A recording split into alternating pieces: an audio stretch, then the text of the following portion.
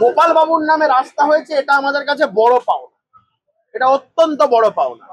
এখন কে সুরাবার্দি, এটা আমাদের রাজনীতিবিদ সুরাবার্দির কথা বলেছেন না প্রফেসর সুরাবর্দির কথা বলেছেন, এটা আমি এই তর্কের বিতর্কের মধ্যে যাব না। আমাদের কথা অনুযায়ী গ্রেট ক্যালকাটা কিলিংস খ্যাত রাজনীতিবিদ সুরাবর্দির কথা, যার কথা বলা হয়েছে, যে রাস্তা চেঞ্জ করে যার নাম করা হয়েছে। অনেকে বলছেন যে শিক্ষাবিদ প্রফেসর সুরাবর্দির কথা বলছে। তো আমি উপাচার্য ছিলেন, আমি এই নিয়ে কোনো মন্তব্যে যাব না, বিতর্কেই যাব না। গোপাল বাবুর নামে রাস্তা হয়েছে, গোপাল মুখোপাধ্যায়ের নামে রাস্তা হয়েছে, এটা আমাদের কাছে বড় পাওনা।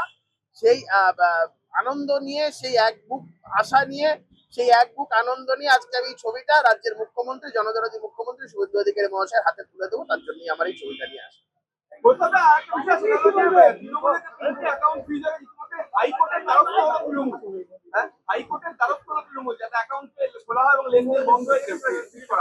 দেখুন, তারা দ্বারস্থ হতে পারে, কিন্তু দেখুন ওদের নিজেদের পারিবারিক গণ্ডগোল।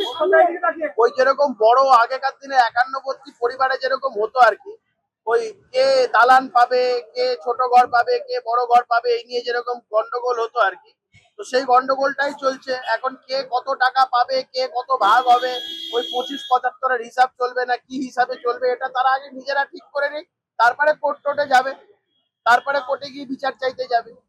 এটা সব ভাগ বাটোয়ারার লড়াই। হ্যাঁ,